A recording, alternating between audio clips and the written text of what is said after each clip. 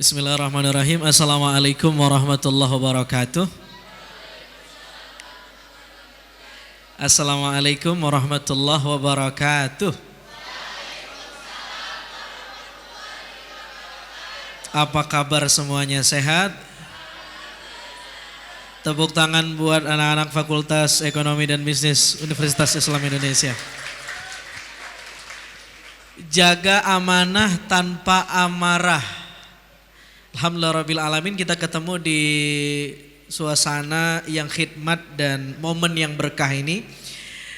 Kalau ngomongin amarah dan momennya puasa, itu memang berbanding lurus banget. Puasa itu bahasa Arabnya siam. Apa? Siam. Dia punya dua bahasa, ada saum, ada siam. Apa beda saum dengan siam? Kalau siam itu al-imsak anis syarab wat ta'am wal wiqa. Tidak makan, tidak minum, tidak sexual drive. Kalau dia sudah nikah dengan istrinya nggak boleh. Itu siam, menahan dari tiga ini. Tapi kalau saum, al-imsak anis syai', menahan dari apa aja, termasuk menahan dari marah. Namanya saum. Jadi udah tahu belum bedanya antara siam dengan saum? Kalau saum itu menahan yang lebih umum. Kalau siam itu menahan yang lebih khusus. Tidak makan, tidak minum, itu siam. Nah kita itu teman-teman kalau bisa berpuasa naik level dari siam ke saum. Supaya puasa kita bukan cuma gak makan dan gak minum, tetapi juga menahan dari amarah. Saya pengen kasih tahu gini, ada enggak yang duduk di sini, teman-teman mahasiswa dan mahasiswi yang tidak pernah marah? Ada enggak? Ada? Hah? Atau saya ganti pertanyaannya, ada tidak yang marah terus? Mana orangnya? Gini. Kita harus sepakati dulu ya, kita harus sepakati dulu. Marah itu bagian dari emosi. Dan manusia itu makhluk yang diciptakan Tuhan punya emosi. Artinya kita tidak mungkin menghilangkan marah, nggak mungkin. Marah tidak mungkin bisa dihilangkan, betul? Bahkan kalau tidak ada marah, kehidupan jadi kacau. Kehidupan jadi kacau. Dosen ngelihat mahasiswanya melakukan sesuatu perbuatan yang asusila. Karena dosennya kehilangan rasa marah, dia diam aja, buat aja lagi, gitu kan? Seorang suami punya istri, istrinya perempuan. Istrinya dicolek sama pria lain. Kata suaminya, colek aja lagi kurang kenceng. Kenapa? Karena amarahnya hilang. Jadi menghilangkan amarah itu sesuatu yang mustahil. Manusia harus marah. Makanya bunyi Al-Qur'annya begini dalam surah Ali Imran. Wal kadhiminal ghaiz. Ciri-ciri orang yang bertakwa, dia bisa menahan amarahnya. Lihat. Diksi Al-Qur'annya tidak bilang begini. Wal faqidinal ghaiz. Orang yang bertakwa adalah orang yang tidak punya rasa marah. Bukan begitu bunyi Al-Qur'an. Tetapi orang yang bisa menahan amarah. Bukan tidak marah. Jadi tidak marah itu tidak sehat. Tapi marah terus itu orang punya penyakit. Halo. Assalamualaikum. Masih hidup ini? Jadi jangan gak marah. Marah itu potensi kita sebagai manusia. Kalau tidak ada rasa marah, wah bahaya. Tidak ada hubungan percintaan yang romantis. Kalau tidak ada rasa marah. Kenapa ada cemburu? Karena ada potensi marah. Betul? Kenapa cinta terus terjalin? Karena ada rasa marah. Dia marah kekasihnya direbut oleh orang lain. Jadi marah itu penting. Tetapi marah terus itu bahaya. Karena itu kata Nabi SAW, kalau kamu sedang berpuasa, lalu ada orang yang memancing emosimu, memancing amarahmu. Bagaimana solusinya? Halo, Alaikum. Alaikum. Pernah nggak dipancing marah sama teman? Setiap hari. Waduh. Apa solusinya? Apa solusinya kata Nabi SAW? Lihat solusinya. Kalau dipancing emosi marah oleh temanmu, oleh seseorang, kata Nabi SAW, falyakul, hendaklah kamu berkata, apa perkataannya? Ini imah. Benar, dia benar. Imah itu bentuk kata perempuannya, benar. Imah itu artinya orang yang berpuasa, tapi gendernya perempuan. Kalau laki-laki, ini imun. Kalau yang di sini imut. Jadi kata Nabi SAW, kalau kamu dipancing emosi kamu, falyakul, katakanlah ini imun. Coba ada orang yang ngajak ribut saya, mancing emosi saya, ngajak konflik sama saya. Kata Nabi, ngomong ini imun. Ngomongnya ke siapa? Ngomongnya ke yang mancing. Keliru. Kalau saya ngomong ke yang mancing marah dan emosi saya itu, dia makin marah. Dia mancing, ayo ribut yuk, ini imun. Dia marah lagi, nama gue bukan imun. Begitu. Dijelaskan sama para ulama, ngomongnya bukan ke orang, tetapi ke diri kita. Namanya self talk. Ngomong ke diri sendiri. Saya ini sedang berpuasa. Lalu ada orang yang sedang memancing emosi saya. Ayo Azhari, kamu gak boleh terpancing. Kamu harus bisa mengendalikan amarah kamu karena kamu sedang berpuasa. Ini imun. Halo, Assalamualaikum. Saya pengen kita belajar sedikit vocab bahasa Arab biar bisa bawa oleh-oleh pulang. Diksi Nabi imun. Imun itu saya pengen kasih perbedaan antara singing dengan singer. Beda atau sama? Singing sama singer beda atau sama? Kalau singing artinya? No, bernyanyi. Kalau singer? Bagus. Di mana bedanya? Ada yang bisa jelasin? Yang bisa jawab saya kasih hadiah brosur umroh. Ayo. Jangan umrohnya nggak balik modal gua ini. Apa beda singing dengan singer? Kalau singing bernyanyi, singer penyanyi. Kalau singing semua orang bisa bernyanyi. Tapi apakah orang menikmati nyanyinya? Saya nggak tanggung jawab. Saya bisa nyanyi, tapi kalau saya nyanyi mungkin kolesterol Anda naik. Anda jadi bad mood, ya. Tapi kalau singer emang dia itu penyanyi. Imun beda dengan asumu. Nabi tidak mengatakan ini asumu, tapi ini imun. Apa bedanya? Mirip dengan singing dan singer. Mirip dengan reading dan reader. Beda antara bernyanyi dengan penyanyi. Semua orang bisa bernyanyi, tidak semua bernyanyi bisa menjadi penyanyi. Bernyanyi itu verb, kata kerja, terikat dengan ruang dan waktu. Tapi kalau penyanyi itu gak terikat dengan ruang dan waktu. Emang dia penyanyi. Kapanpun dia memang penyanyi. Paham gak kira-kira bedanya? Halo. Nah, masalahnya kita kekurangan bahasa Indonesia untuk menerjemahkan si imun itu. Imun itu bukan verb, tapi noun, subjek, kata benda. Bahasa Arabnya isim fa'il.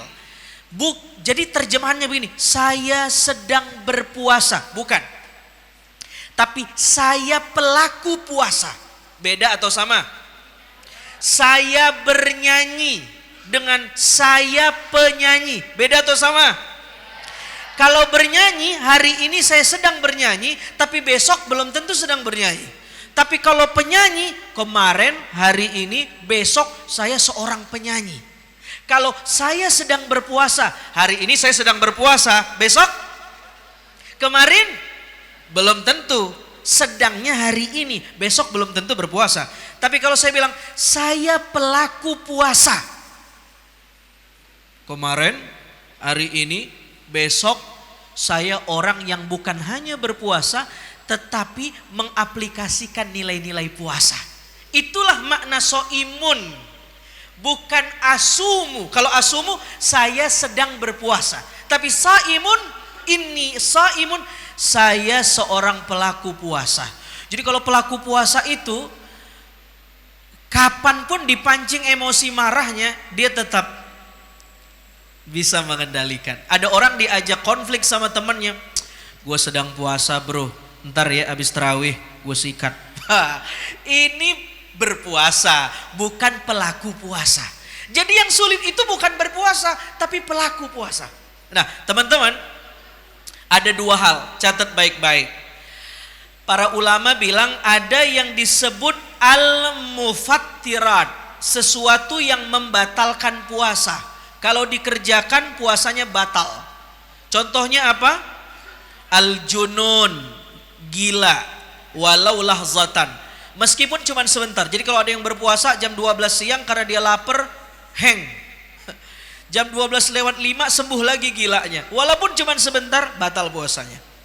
Al-ighma wa sukru, pingsan dan mabuk, batal puasanya. Tapi ulama kasih catatan, kalau pingsannya cuma sebentar, sah puasanya.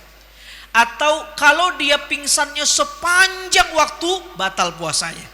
Tapi kalau dia sadar meskipun sebentar, sah puasanya. Contoh, ada yang di sini pingsan, saking begahnya makan sahur, pingsan. Pingsan sampai jam 6. Buka puasa jam 6 lewat 5. Jam 6 dia sadar. Sah atau tidak? Hah? Sah atau enggak? Puasanya sah meskipun cuma sebentar sadarnya. Jadi kalau mau pingsan setel alarm ya. 5 menit sebelum berbuka biar bangun. Nah yang kayak begini-gini ini namanya al-mufattirat, pembatal puasa. Tetapi satu lagi nih, ada yang disebut dengan al-muhbitat. Apa itu al-muhbitat? Tidak membatalkan tapi merusak puasa. Contohnya an-nazar bi syahwatin, melihat hal-hal yang gak baik dengan syahwat. Nih lo yang cowok-cowok nih, scrolling Instagram, emang kebiasaan 11 bulan sebelum Ramadan ngefollow akun-akun yang gak bener. Akhirnya algoritma di Instagramnya muncul yang gak bener. Itu tidak membatalkan puasa, tapi merusak pahala puasa. Apalagi yang merusak pahala puasa?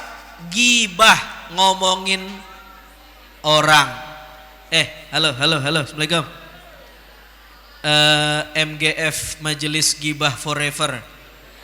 Itu orang gibah macem-macem ya. Ada orang gibah mazhab lempar batu sembunyi tangan. Biasanya intronya begini. Lu tahu nggak? Ini ada info terbaru nih. Cuma lu jangan kasih tahu siapa-siapa ya. Nanti yang dikasih tahu ngomongnya kayak gitu lagi. Satu prodi tahu. Ada info yang beredar, hadis riwayat, jangan kasih tahu siapa-siapa. Ada orang ngegibah so empati. Lu tahu nggak teman kita, dia nggak kuliah karena dia nggak punya uang. Seriusan lu? Ampun. Terus gimana ceritanya? Tuh awalnya empati, lama-lama ngomongin orang. Gibah itu nggak batalin puasa tapi merusak pahala puasa. Ya. Termasuk kalau gibahnya online. Ada orang kalem, kelihatan gak gibah tapi gibahnya dengan akun media sosial. Ngefollow lambe turah. Jadi itu juga gibah. Nah termasuk yang merusak pahala puasa al-ghadab, marah. Marah tidak membatalkan puasa tapi merusak pahala puasa. Karena itu teman-teman, saya sering bilang begini, jangan sampai puasa ini kan buat, kata Allah as-saumuli, puasa itu punyaku. Hanya aku yang bisa mengklaim puasa itu punyaku, bukan punya kalian. Artinya hanya kita dan Allah yang tahu bahwa kita berpuasa atau tidak. Puasa itu private love. Hanya Allah yang tahu, begitu kan? Nah, jangan sampai puasa yang buat Tuhan ini, buat Allah ini, kita rusak dengan kualitas puasa yang gak benar. Marah-marah, tantrum, bad mood, gak jelas, tiba-tiba emosian. Kalau ada orang yang puasa kayak begini, seolah-olah dia seperti buat kue, buat bolu tapi pakai adonan telur busuk. Kuenya jadi, bolunya jadi tapi gak bisa kemakan. Puasanya sah tapi nggak bisa dinilai sama Allah karena zong, pahalanya terdilit. Jadi mudah-mudahan kita bisa memaknai puasa kita bukan hanya selamat dari yang membatalkan, tetapi selamat dari yang merusak pahala puasa kita. Salah satunya dengan amarah. Mudah-mudahan bermanfaat, nanti kita tebelin di sesi diskusi. Assalamualaikum warahmatullahi wabarakatuh. Waalaikumsalam warahmatullahi wabarakatuh. Boleh aplaus yang luar biasa untuk tausiah dari Ustadz Azhari ya. Luar biasa ya, daging semua. Baik ya, untuk Ustadz mohon tetap standby. Kita akan lanjut untuk sesi talk show ya. Untuk rekan-rekan ya yang masih duduk di belakang, mohon berkenan maju aja ya. Silakan. Yuk mas-mas ya. Yuk Iwan-Iwan ya, teman-teman UI, yuk rajin-rajin, ganteng-ganteng, boleh duduk depan ya. Pahalanya banyak ya. Silakan boleh ke depan ya. Baik, kita akan melanjutkan sesi talk show. Sudah ada Ustadz Azhari dan berikutnya saya juga akan undang beliau Ibu Dr. Erlina Marfianti MSc SPPD selaku dokter internis dan juga dosen dari Fakultas Kedokteran UII. Selamat sore Ibu, Assalamualaikum. Waalaikumsalam warahmatullahi wabarakatuh. Boleh aplaus yang luar biasa untuk Dr. Erlina ya. Dan narasumber yang ketiga ada beliau ya, Ibu Adinda Sukma Dewi selaku brand representatif Kalbe Consumer House. Aplaus yang luar biasa untuk Ibu Adinda. Selamat sore. Ya, selamat silahkan sore, duduk. Teman-teman baik ya, assalamualaikum warahmatullahi wabarakatuh. Ustadz Azhari, Dr. Erlina dan juga saya panggilnya kakak aja ya. Lebih cocok. Ya, Kak Adinda ya. Baik, sehat semua nggih? Alhamdulillah. Alhamdulillah, syukurillah. Puasa lancar? Insya Allah. Baik, ya. Ini saya akan membuka sesi talk show dengan sedikit curcol ya. Karena lagi puasa biasa ya, agak-agak ada gangguan lambung gitu ya, Ibu Ustadz gitu. Nah, ini ya kalau boleh tahu ya, kenapa sih? Kenapa ya ada gangguan lambung kemudian ini berkaitan jadi agak emosian, terus ke-trigger, agak-agak bad mood. Nah mungkin dari dokter Erlina dulu, monggo. Ya, kita bicara tentang hubungan emosi dengan sakit lambung ya. Jadi ada nggak yang di sini punya sakit lambung? Banyak ya. Biasanya kalau apa? Mau ujian? Ya. Itu memang ada kaitannya ya, emosi cemas dengan sakit lambung. Kenapa? Karena pada di lambung kita kalau pada saat emosi itu asam lambungnya diproduksinya lebih banyak. Kerja otot lambungnya lebih sering, lebih apa namanya? Peristaltiknya lebih sering. Sehingga yang terjadi adalah dia bisa menjadikan rasa tidak nyaman. Jadi yang namanya sakit lambung itu ada dua ya. Istilahnya adalah dispepsia. Itu ada yang memang karena ada lukanya, ada sakitnya, namanya dispepsia organik.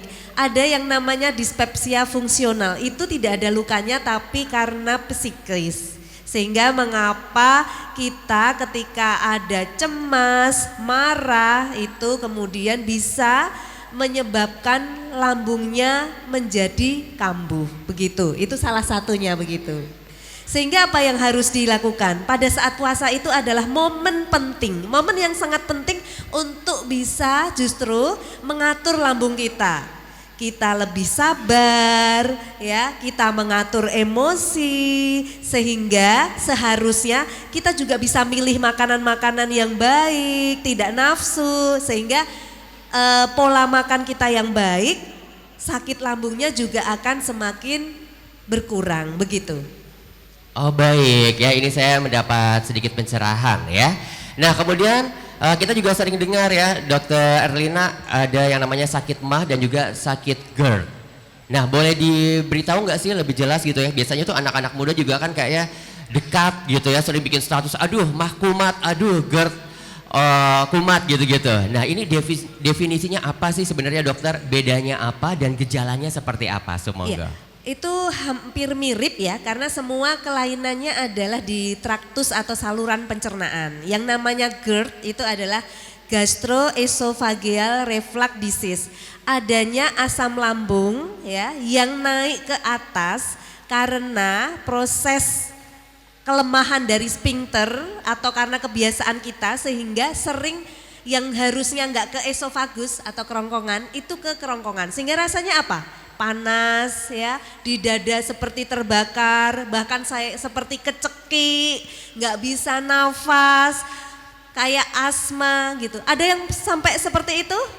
Ada ya. Sedangkan untuk mah sendiri itu juga spektrumnya luas ya. Tadi namanya gastritis kalau ada luka, kalau tidak ya dispepsia tadi ya, dispepsia fungsional gitu. Jadi untuk menguranginya sebenarnya sama. Pengobatannya sama. Selain obat-obatan juga tadi pola makan dan pola hidup. Pola hidup yang seperti apa kalau GERD? Jadi jangan langsung ketika habis makan yang banyak itu terus tiduran, sehingga akan lebih mudah untuk reflux. Gimana? Bahkan seringnya makan nyemil pun sambil tiduran ya. Ya itu adalah kebiasaan yang nggak baik, sehingga setidaknya 2 jam habis makan itu tidak boleh tiduran, itu salah satunya. Kemudian menggunakan baju yang ketat. Kenapa? Karena ketika menggunakan baju ketat itu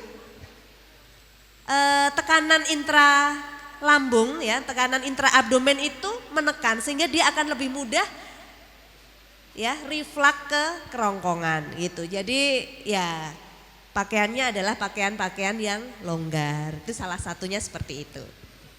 Baik ya, berarti penting ya untuk kita bisa menjaga atau mengatur gaya hidup, di antaranya ya teman-teman mahasiswa ini biasanya habis makan terus rebahan ya, mager. Nah jangan ya, habis makan jangan rebahan, jangan tidur ya. Baik, lanjut lagi Ibu. Ibu dokter boleh tahu dong efek puasa bagi tubuh itu apa saja? Termasuk untuk teman-teman yang mungkin punya penyakit mah, kemudian yang efek emosional juga seperti apa? Semoga. Ya tadi diceritakan oleh Ustadz ya, ketika kita puasa apa yang harus kita lakukan. Jadi ketika puasa mesti akan harusnya kita melatih emosi ya. Jadi tidak emosi, melatih kesabaran, kemudian pola makan kita lebih tertata, teratur gitu ya.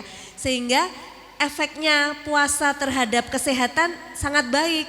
Dia bisa satu tadi di sistem pencernaan itu karena kita lebih teratur, kemudian makanan-makanan juga yang kita makan itu lebih tertata ya, maksudnya harusnya lebih sehat, kecuali yang begitu makan langsung makan banyak ya, itu yang nggak baik ya.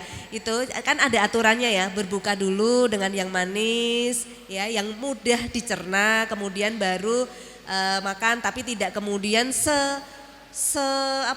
waton gitu ya kalau bahasa Jawanya, jadi sebanyak-banyaknya gitu juga nggak bagus.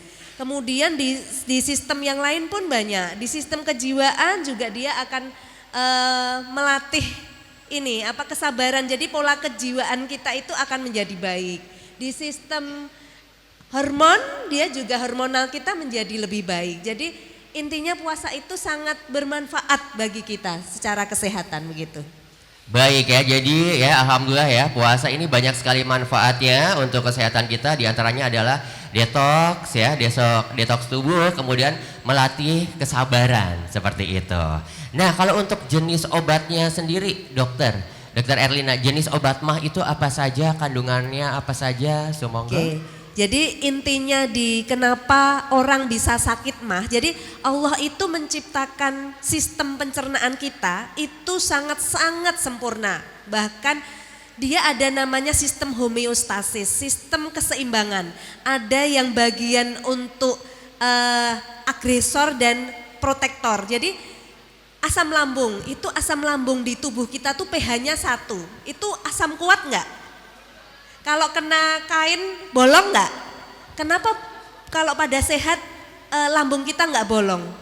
Karena di situ ada protektornya. Allah juga menciptakan yang namanya mukosa yang melindungi lambung. Sehingga pada kondisi yang namanya homeostasis keseimbangan semua itu berjalan normal. Tetapi ketika perilaku kita tidak seimbang, ya tadi misalnya stres dan lain-lain, asam lambungnya banyak, ya itu kemudian dia bisa melukai gitu.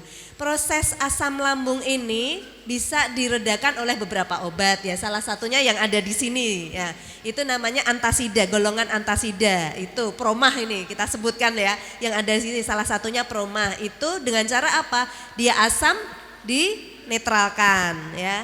Kemudian ada yang namanya golongan lain, proton pump inhibitor, penghambat asam. Ada yang namanya blocker yang untuk ininya H2 blocker ya. Itu. Kemudian ada yang memang untuk melapisi ya, membantu mukoprotektan itu. Jadi beberapa golongan itu caranya sama-sama untuk menyembuhkan sakit lambung begitu.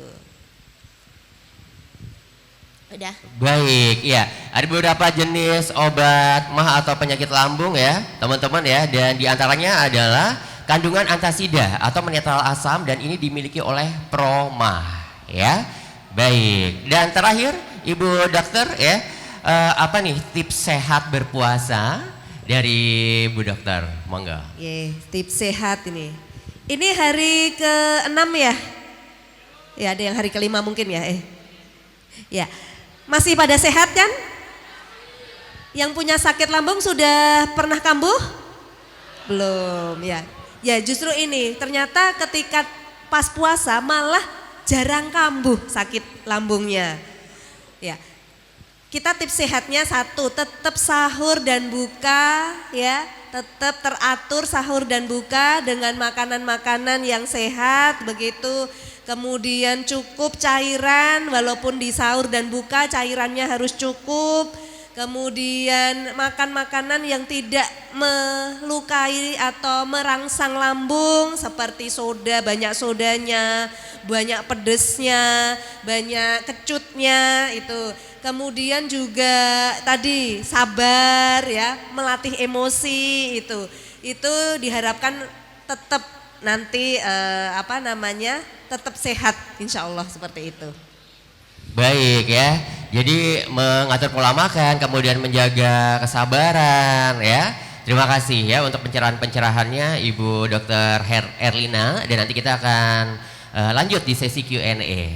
Ya, berikutnya kita akan ngobrol bersama dengan brand representatif dari Kalbe Consumer Health. Ada Ibu Adinda, ini ibu muda ya, jadi aku panggil Kak Adinda aja nggak apa-apa ya. Baik Kak Adinda ya, ini kita juga kepo dan juga penasaran ya tentang gerakan Ramadan tanpa drama. Ini apa? Karena menarik sekali ya, mengundang ustadz-ustadz kondang ibu kota, kemudian roadshow 5 kota besar. Nah, boleh dong dikasih tahu monggo.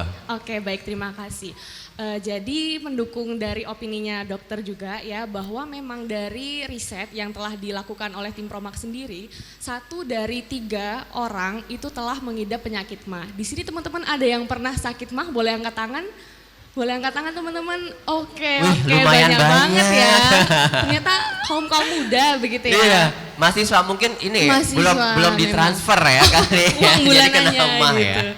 Oke, kemudian riset selanjutnya menunjukkan bahwa orang berusia 17 hingga 25 tahun itu paling rentan mengalami sakit MAH dan GERD seperti itu. Benar ya Bu Dokter ya? Benar seperti itu. Anak muda ya? Betul, anak muda Gen Z dan milenial tentunya. Nah, inilah mengapa alasan kita Promax sebagai market leader itu ingin mengedukasi secara terus-menerus kepada teman-teman sekalian melalui gerakan Ramadan tanpa drama, seperti itu.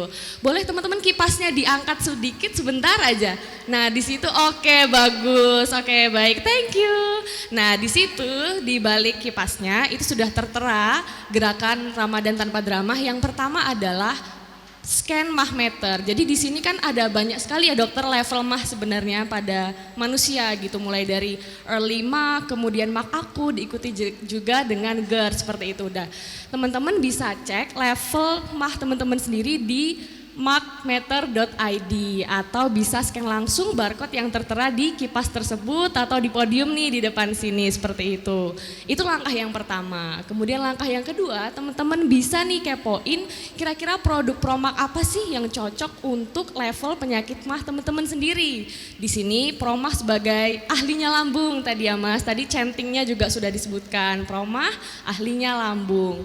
Bahwa memang kita sudah menyediakan varian-varian obat mah dari tablet, kemudian ada juga yang cair, saset dan botol, kemudian juga ada yang untuk GERD yaitu Promak Double Action serta ada Promak Herbal jamu seperti itu.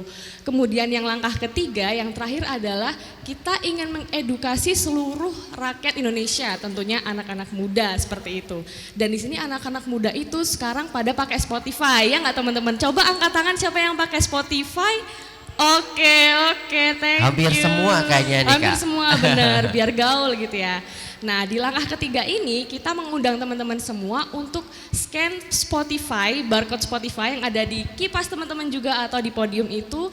Nah di situ kita akan menyediakan podcast-podcast yang mengandung edukasi dari dokter, kemudian story time tentang mah dan juga tentang tips-tips kesehatan untuk menjaga lambung agar tetap nyaman tanpa drama. Sekilas seperti itu Mas untuk gerakan Ramadan tanpa drama ini. Baik ya, luar biasa. Jadi ini gerakan Ramadan tanpa drama ini merupakan bentuk tali kasih ya dari Promak khususnya untuk muda-mudi ya di Indonesia agar terhindar dari penyakit mah dan puasanya lebih semangat, lebih lancar seperti itu ya. Ada banyak sekali kampanyenya, insya Allah. Baik.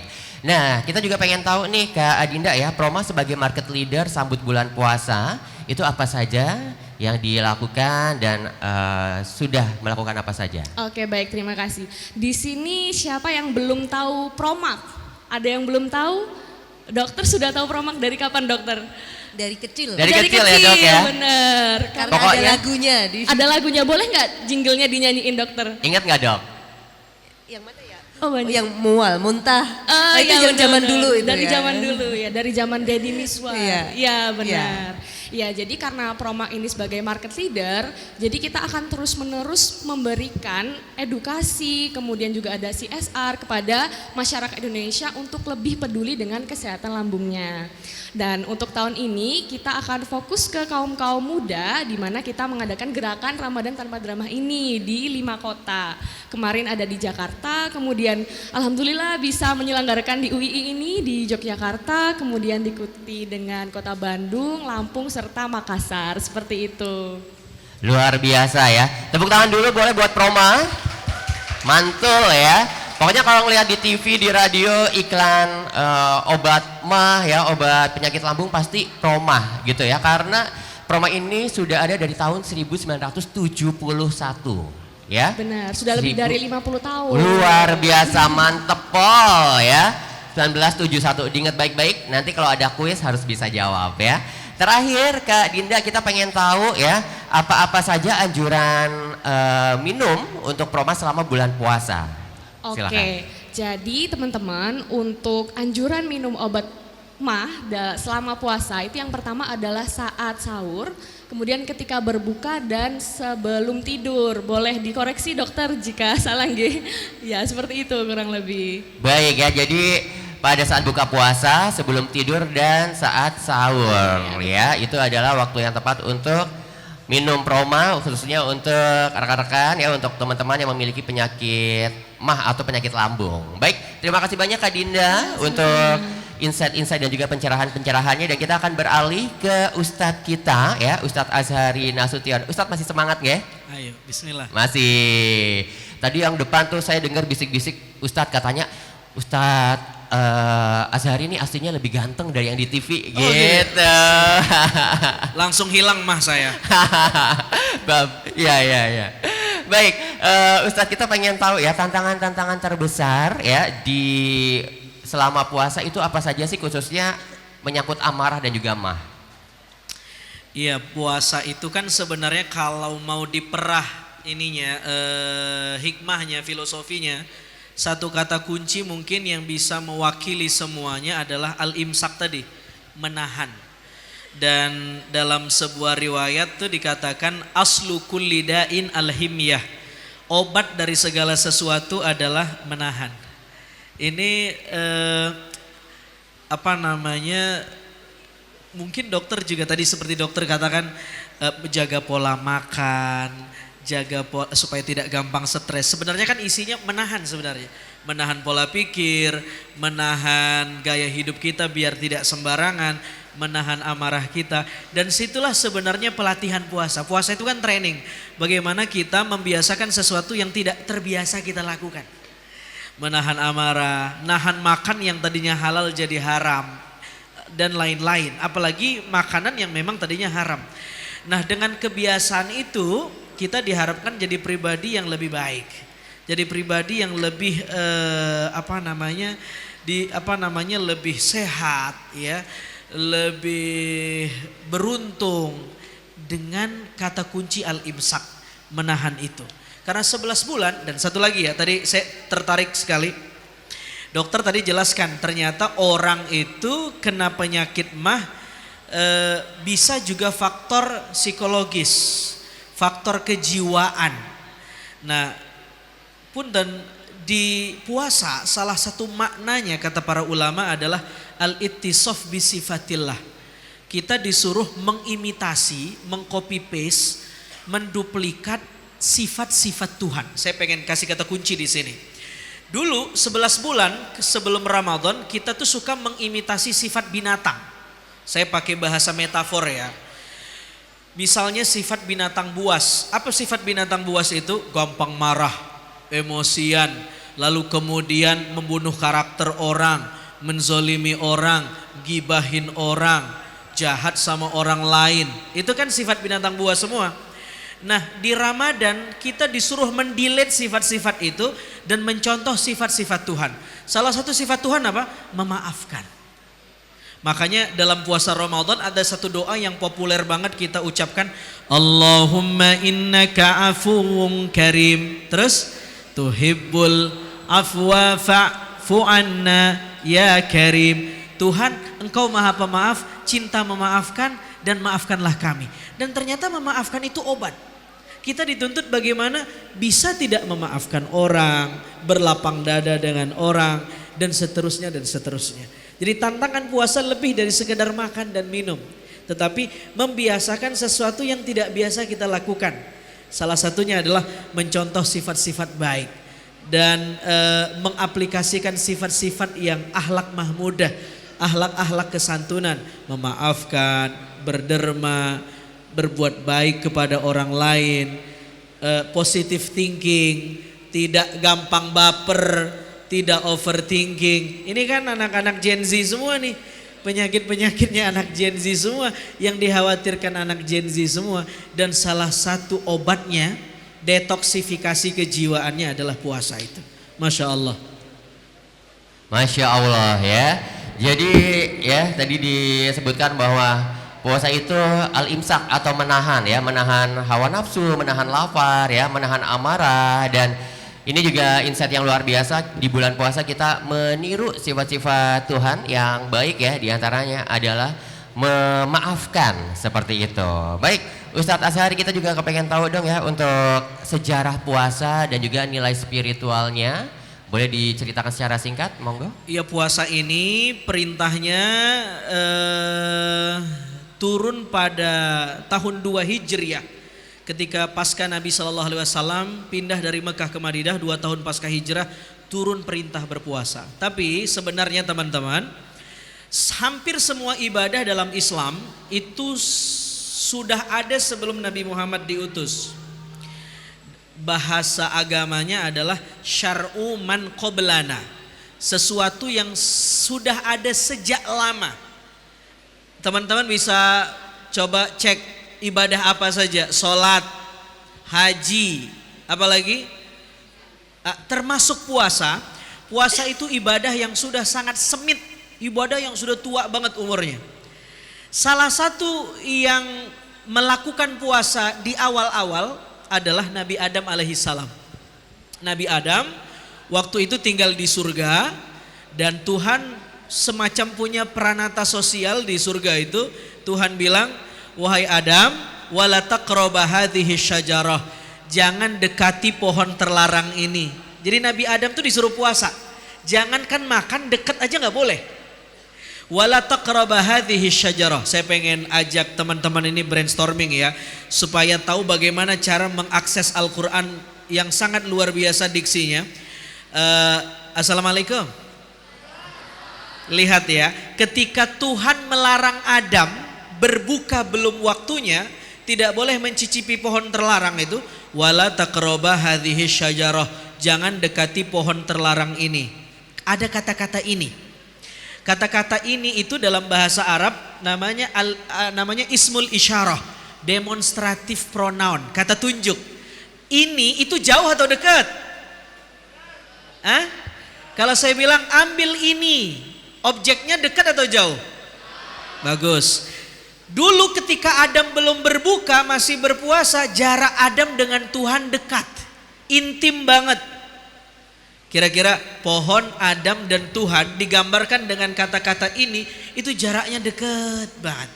Tapi lihat, ketika Adam tergoda oleh iblis, berbuka belum waktunya, dia cicipi pohon terlarang. Sebenarnya pohon itu gak punya nama, tapi iblis pinter, dikasih nama oleh iblis syajaratul khuldi, pohon yang kekal. Kira-kira Adam, kalau kamu makan pohon ini, kamu anti malaikat maut. Malaikat maut gak mungkin bisa cabut nyawa kamu. Antakuna malakaini au takuna minal khalidin. Kamu akan jadi malaikat, minimal kamu akan kekal di surga, gitu kan? Akhirnya Adam boleh juga nih kata Nabi Adam.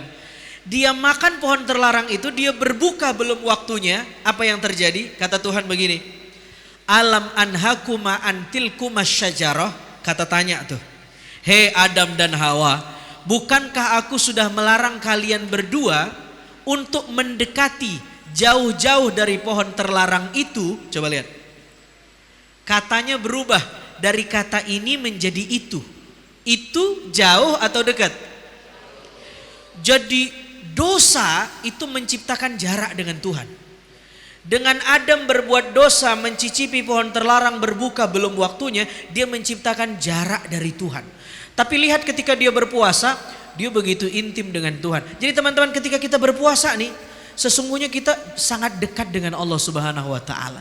Sangat dekat dengan Tuhan. Makanya orang yang berpuasa kalau dia berdoa, doanya mustajab.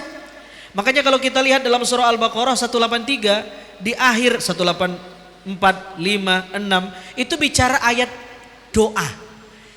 Aneh itu. Ayat puasa tiba-tiba bicara doa. Menunjukkan orang kalau lagi puasa itu dia punya sinyal ke Tuhan lagi tinggi-tingginya. Jadi teman-teman yang di sini nih, manfaatkan momen-momen Ramadan ini berdoa. Ya, yang belum dapat, ya Allah kasihlah saya jodoh yang terbaik nanti, segitiga aja sama kaki, saya sama siapa, gitu doanya tuh. Ini Ramadan ini waktu yang tepat untuk berdoa. Kenapa? Bulan yang intim antara kita dengan Allah Subhanahu wa taala. Gitu penjelasannya. Baik ya. Mudah-mudahan di bulan puasa ini kita mendapatkan banyak keberkahan dari Allah Subhanahu wa taala. Allahumma amin. Ya, Ustadz lanjut lagi ya. Ini terkait sunnah Rasul. Apa-apa saja yang dilakukan oleh Rasulullah di bulan puasa sehingga mungkin bisa kita contoh. Semoga Ustadz. Sunnah-sunnah atau ajaran-ajaran Nabi yang bisa kita contoh ketika berpuasa. Satu, sahur. Seperti kata Bu Dokter tadi, jangan gak sahur. Dan sahur itu bukan soal porsi makanannya, karena kalau porsi makanannya begah juga bahaya buat lambung ya Bu Dokter ya. Jadi Nabi justru mengatakan sahurlah karena dalam sahur itu ada keberkahan. Jadi bukan hanya ada pada makanan di sahur itu, tapi waktunya di waktu sahur itu penuh dengan keberkahan. Bangunlah di waktu itu karena banyak keberkahannya. Malaikat-malaikat turun di waktu itu. Itu waktu prime time-nya orang-orang beriman tuh waktu sahur. Wabil asharihum yastaghfirun. Mereka di waktu sahur banyak-banyak istighfar. Jadi waktu sahur tuh bangun banyak-banyak istighfar. Astaghfirullahaladzim, astaghfirullahaladzim. Atau kalau mau yang lebih panjang, sayyidul istighfar. Allahumma anta rabbi la ilaha illa anta khalaqtani wa ana abduka wa ana ala ahdika, dan seterusnya. Itu sunnah. Yang kedua, sunnahnya adalah bersedekah. Nabi itu orang yang paling dermawan. Dan lebih-lebih ketika Ramadan Nabi sangat dermawan sekali. Yang ketiga, tilawah Al-Quran, membaca Al-Quran, tadarus Al-Quran. Dan bukan sekedar baca, tapi tadarus. Tadarus itu diambil dari 3 akar kata, darosa, artinya belajar. Kalau cuman baca namanya tilawah. Yang disuruh bukan tilawah tapi tadarus, saling belajar. Ini sebenarnya kita lagi tadarus. Tadarus Al-Quran. Diundang ustadz, diundang narasumber, diundang dokter bicara hikmah puasa apa ya. Jadi kita sedang tadarus. Kita sedang melakukan sunnah puasa. Apalagi sunnah puasa berikutnya melakukan tarawih. Tarawih itu bahasa lainnya adalah qiyam Ramadan. Malam-malam sholat sunnah. Ya, itu sunnah Nabi SAW. Berapa rakaat? Terserah. Man qoma Ramadana imanan wahtisaban. Nabi nggak sebut berapa jumlah rakaatnya, yang penting melakukannya imanan wahtisaban, karena keimanan dan mengharap pahala dari Allah Subhanahu wa taala. Apalagi sunnah Ramadan, bersegera berbuka. Ini saya perlu kasih catatan ringkas. Banyak orang yang salah paham. Bersegera berbuka diartikan dicari channel TV yang mana yang duluan azan. Ini salah. Ini nggak ngaji ini. Ini perlu ngaji. Bukan itu maknanya. Makna bersegera berbuka adalah jangan sampai tidak membatalkan puasa. Lalu apa harus buru-buru? Tidak. Justru bahaya kalau buru-buru.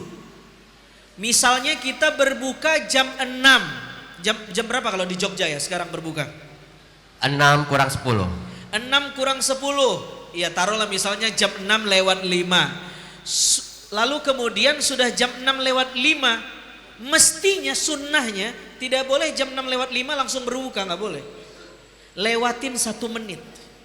Karena jam 6 lewat 5 itu namanya waktu syak, waktu ragu-ragu.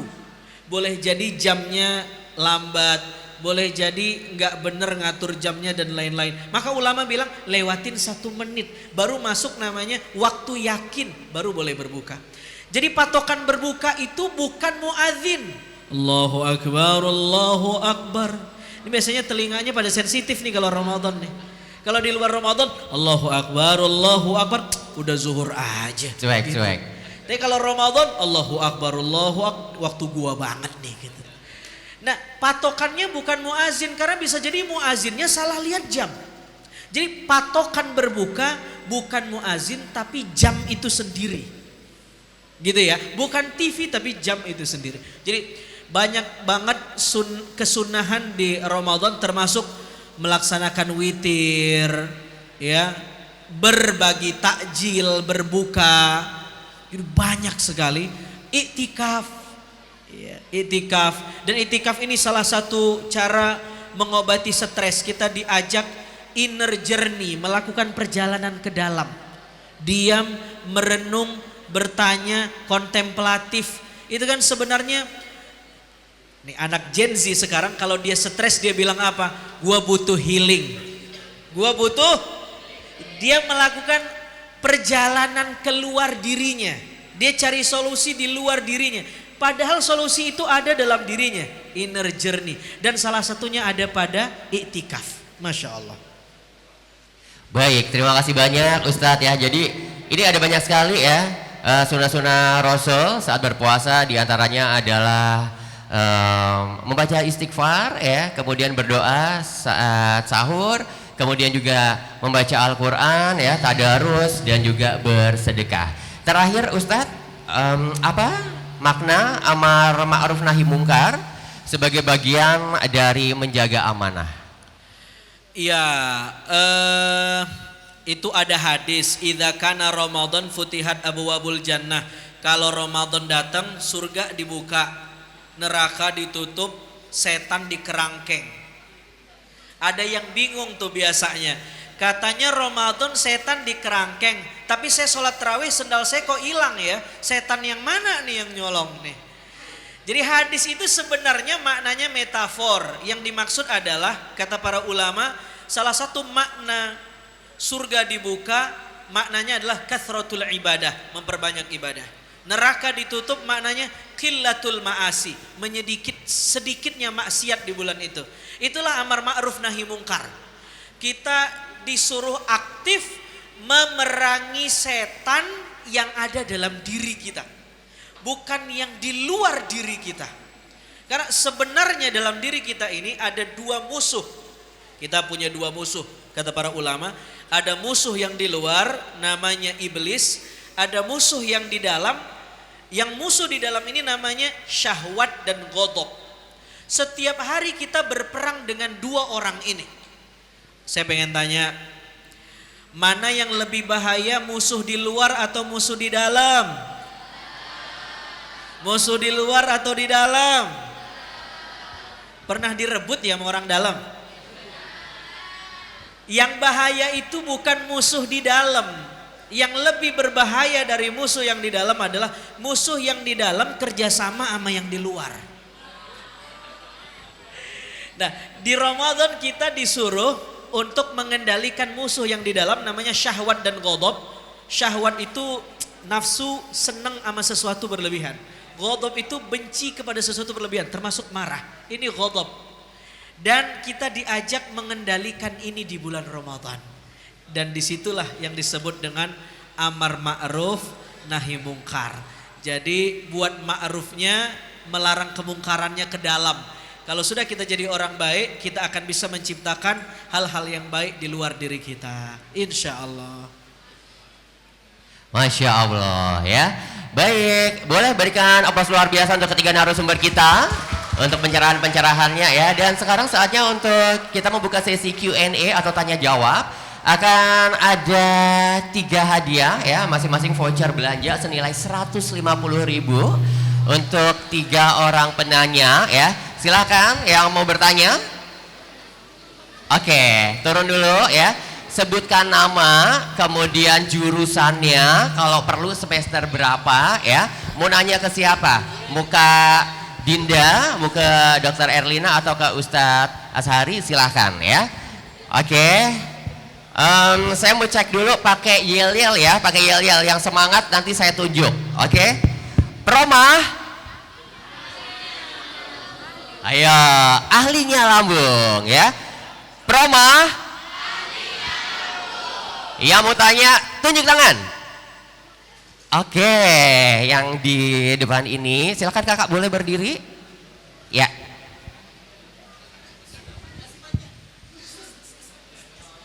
Oke, baiklah. Assalamualaikum warahmatullahi wabarakatuh. Waalaikumsalam warahmatullahi wabarakatuh. Saya izin bertanya kepada Ustadz Azhari. Ya. Nama Indah Septiana Gurandi. Saya dari mahasiswa UNY. Wih, luar biasa ya, nggak cuma mahasiswi UII tapi ada juga dari UN ya. Baik, nggak apa-apa, silakan Kak Indah mau tanya sama Ustadz ya, pertanyaannya apa? Oke, pertanyaannya bagaimana menjaga amanah tanpa amarah dapat mempengaruhi hubungan interpersonal? Bagaimana menjaga amanah tanpa amarah dapat mempengaruhi hubungan interpersonal? Oke, baik. Bagaimana menjaga amanah tanpa amarah agar dapat mempengaruhi hubungan interpersonal. Jadi Oke, selamat. Saya dapat poinnya. Dapat ya. Boleh bisa langsung dijawab? Boleh. Ustaz, Saya dapat poinnya. Intinya gimana dengan menahan amarah itu kita akhirnya punya hubungan secara emosional bagus kepada orang lain. Betul. Cuman tadi bahasanya bahasa nulis skripsi ya. Teoritis ya. Luar biasa. Gini, kita tidak bisa kontrol marah orang. Yang bisa kita kontrol emosi orang. Tetapi ada hadis Nabi ini menarik banget ya. Al arwah junudun mujannadah. Kata Nabi SAW, roh-roh kita ini, mungkin saya jangan terjemahin dengan bahasa roh. Ya. Mungkin begini, jiwa kita ini punya frekuensinya. Biasanya setiap jiwa kita akan mencari frekuensi yang sama.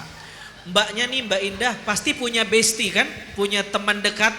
Kenapa Anda memilih dia jadi teman dekat? Jawabannya karena saya satu frekuensi, Ustadz. Betul. Itu maksud hadis itu. Al arwah junudun mujannadah. Idza ta'arafa i'talafa. Kalau sefrekuensi dia akan mendekat. Kalau tidak sefrekuensi dia akan menjauh. Oke. Nah, kalau kita positif, kita orang yang positif, lalu kemudian bisa mengendalikan amarah, itu kita bisa menularkan energi positif itu kepada orang lain. Di fisika kuantum ada teori namanya quantum entanglement. Teori keterkaitan, keterpautan. Mbak orangnya suka kucing, pasti akan mencari orang yang cat lovers juga. Ada orang yang emosi marah, tetapi jika Mbak lebih positif menahan amarah, orang yang tadinya mau emosi dengan Mbak tapi disambut dengan senyum, saya mohon maaf ya tadi saya salah, itu mesti marahnya turun. Orang yang mau marah dengan kita turun.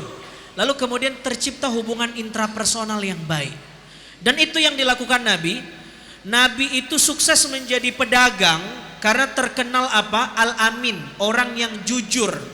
Nabi sebelum orang nawar, Nabi sudah bilang, ini komoditas, ini barangnya udah lama, ini baru masuk, ini harganya sekian. Dan orang percaya. Karena Nabi orang yang sangat positif, sehingga orang begitu dekat dengan Nabi SAW. Bahkan diceritakan, musuh-musuh Nabi itu tidak pernah melihat wajah Nabi sebenarnya. Kalau mereka marah tapi sambil tunduk dan menunjuk-nunjuk, tapi sebenarnya mata mereka tidak ke Nabi. Karena begitu melihat wajah Nabi yang positif, mereka jatuh cinta dengan Nabi. Anta syamsun anta badrun. Cahayanya seperti purnama. Itu luar biasa. Jadi kalau kita positif, orang bisa ikut dengan ion positif yang kita punya. Saya dulu tahun 2011 pernah melakukan foto aura. Jadi setiap kita punya aura tersendiri. Dan ternyata hasil penelitian itu, kalau kita punya aura hijau, aura yang paling baik auranya hijau, ya. Yang paling buruk auran. Itu kalau kita punya, ada orang yang punya aura hijau lalu kita dekat bersahabat dengan dia, jadi bestie dia, berteman dengan dia, lama-lama kita bisa keikutan dengan dia, jadi habit dia. Makanya kata Nabi, orang yang berteman dengan penjual minyak wangi akan kecipratan minyak wanginya. Orang yang berteman dengan tukang kayu bakar akan kena asapnya. Itu maknanya. Jadi kalau kita orang yang positif, kita bisa menciptakan hubungan yang baik kepada orang, insya Allah. Baik, boleh aplaus yang luar biasa untuk jawaban dari Ustadz Azhari ya, mudah-mudahan menjawab pertanyaan dari Kak Indah. Baik, karena keterbatasan waktu, maka kita membuka satu sesi, untuk satu penanya lagi. Silakan, buat rekan-rekan siapa yang mau bertanya? Oke, baik, Mas ya yang di baju, oke ya, berdiri. Ya, baju putih, silakan. Ya. Sebutkan nama, jurusan, pertanyaannya ditujukan kepada siapa? Silakan. Boleh maju sini, maju. Oke. Maju aja ya. Silahkan, ya sini aja. Baik, Assalamualaikum warahmatullahi wabarakatuh. Waalaikumsalam warahmatullahi wabarakatuh. Perkenalkan, saya Volta dari mahasiswa semester 6 UNY dari Visipol. Dari kampus sebelah, Nggih, saya izin bertanya kepada Ustadz Azhari nggih. Di dalam bulan suci Ramadan ini mungkin banyak sekali hal-hal keutamaan yang akan bisa kita raih nggih. Contohnya banyak waktu-waktu mustajab yang bisa kita manfaatkan untuk mencapai mungkin fokus kita. Oke. Tetapi dalam suatu kondisi mungkin ini curhatan hati nggih Ustadz. Terkadang dalam bulan suci juga kita mendapatkan tantangan yang tidak kita dapatkan di bulan sebelumnya. Misalkan apa? Emosi yang berlebihan. Yang mungkin itu dalam bulan-bulan biasa itu kita tidak bisa ataupun dapat itu. Tapi dalam bulan ini kita justru dapat tadi. Nah mungkin bagaimana caranya kita untuk bisa memanfaatkan tadi. Bagaimana waktu mustajab tadi tetapi meminimalisir hal-hal negatif yang mungkin saling berkesinambungan. Seperti itu Ustadz. Bagus. Terima kasih Ustadz. Terima kasih. Assalamualaikum warahmatullahi wabarakatuh. Waalaikumsalam warahmatullahi wabarakatuh. Ustadz mohon berkenan menjawab secara singkat. Banyak orang bisa menahan emosinya menjadi baik kalau Ramadan karena vibes-nya Ramadan. Tapi begitu di luar Ramadan dia jadi pribadi yang liar lagi, susah dikendalikan. Bagaimana tipsnya? Tipsnya adalah Ramadan harus dibawa ke 11 bulan Ramadan yang setelahnya. Kita mengaplikasikan nilai-nilai Ramadan. Ibarat handphone seluler yang kita cas. Sebenarnya kalau ditanya apa bukti kalau Ramadan kamu diterima sama Tuhan? Buktinya gampang. Lihat handphone kamu full enggak? Pasca dicas, pasca dicharge. Kalau full berarti casnya berjalan. Tapi kalau tidak full berarti ada yang salah di sistem baterainya. Jadi kalau setelah Ramadan kita masih sama, berarti ada something wrong di Ramadan yang kita jalani. Jadi kita dianggap berhasil atau tidak, lihat setelah kita selesai Ramadan, kira-kira spiritual power kita bertambah atau enggak? Divine power kita bertambah enggak? Hal positif dalam diri kita bertambah atau tidak? Jadi bagaimana caranya? Cari circle yang baik, teman yang baik, komunitas yang baik, habit yang baik terus dilakukan. Itu jangan ditinggalkan. Hal yang sudah kita dapatkan di Ramadan, teman baru yang baik, tradisi baru yang baik, yang tadinya nggak baca Quran, yang tadinya nggak sholat jadi sholat, itu terus dibiasakan di luar bulan Ramadan. Sehingga kita menjadi pribadi yang tetap baik di luar Ramadan. Masya Allah, boleh aplaus yang luar biasa untuk jawaban dari Ustadz Azhari ya. Dan izinkan saya memberikan penutup atas konklusi talk show hari ini. Menjaga amanah, menjaga amarah sebagai bentuk menjaga amanah dan mendekatkan diri kepadanya. Dan jika rekan-rekan memiliki penyakit mah, minum proma. Baik, kita akan tutup ya acara talk show pada hari ini dengan sesi foto bersama. Untuk itu Ustadz, Kak Dinda dan juga Dr. Erlina ya, mohon berkenan berdiri. Dan kemudian saya juga undang Bapak Surya Andi, kemudian Bapak Johan dan Bapak Ibu dosen UII. Silahkan ya berkenan berfoto bersama dengan 3 narasumber kita yang luar biasa ya. Ada Dr. Erlina ya, tadi sudah memaparkan tentang penyakit mah ya, tips dan triknya sehat berpuasa. Kemudian juga Kak Dinda tadi sudah menginfokan keseruan gerakan Ramadan tanpa drama ya, dan juga Ustadz Azhari telah berkenan menyampaikan ya cara agar puasa amanah. Baik, boleh merapat Ustadz. Pak Anto monggo berkenan berfoto bersama. Silakan Ibu dosen. Monggo.